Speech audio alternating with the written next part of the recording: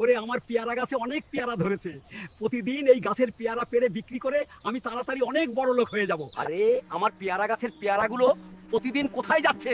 নিশ্চয় কেউ চুরি করে গাছ থেকে পেয়ারা নিয়ে যাচ্ছে। এখান থেকে লুকিয়ে লুকিয়ে দেখতে হবে আমার গাছের পেয়ারাগুলো কে চুরি করে নিয়ে যাচ্ছে। ও, ওই চোরকে তো আজ আমি হাতে নাতে ধরবো। আশেপাশের দাদুকে তো কোথাও দেখছি না, এই সুযোগেই আমি পেয়ারাগুলো নিয়ে এখন পালিয়ে যাই। আজকে আমি পিছন পিছন গিয়ে দেখবো এই কবুতরটা আমার পেয়ারাগুলো নিয়ে কোথায় যায়। এই তো পেয়ারাগুলো নিয়ে ভালোভাবে বাসায় চলে এসেছি, এখন এগুলো নিয়ে ঘরের মধ্যে রেখে দেই। ও তাহলে এই ব্যাপার, হ্যাঁ বুঝতে পেরেছি। কবুতরটি মা হতে চলেছে, তাই সে খাবার সংগ্রহ করে রেখে দিচ্ছে।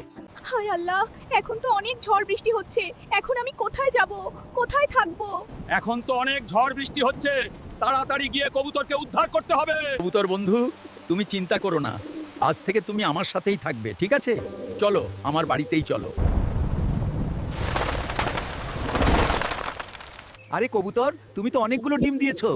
ও, তোমার ডিমগুলো দেখে আমার সত্যিই অনেক আনন্দ লাগছে। দাদু, এদিকে তাকিয়ে দেখো দেখো, আমার কতগুলো সুন্দর বাচ্চা হয়েছে, ওরা কি সুন্দর খেলা করছে দেখো।